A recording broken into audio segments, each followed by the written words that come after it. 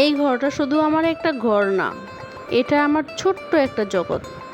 Wardrobe, খাট, dressing table, TV থেকে AC, সব কিছুই আমার নিজের পছন্দে, নিজের মনের মতো করে সাজিয়েছি, নিজের ভালোবাসায় সাজিয়েছি। তাই মাঝে মাঝে রুমটা অগোছালো থাকলে নিজের মাথার ভিতরটাই অগোছালো হয়ে যায়। তখন মনের ভিতর থেকে ভীষণ রাগ হয়, মনে হয় সব রেখে পালিয়ে যাই কোথাও। কিন্তু যখন নিজের হাতে সব কিছু এক এক করে গুছিয়ে নেই, ঘরটা আবার আগের মতো সাজিয়ে ফেলি, তখন মনে হয় এই তো আমার শান্তি, আমার সুখ। অনেকে গয়না কিনে শখ করে, আর আমি নিজের ঘরটাকেই করেছি আমি আমার সবচেয়ে বড় গয়না।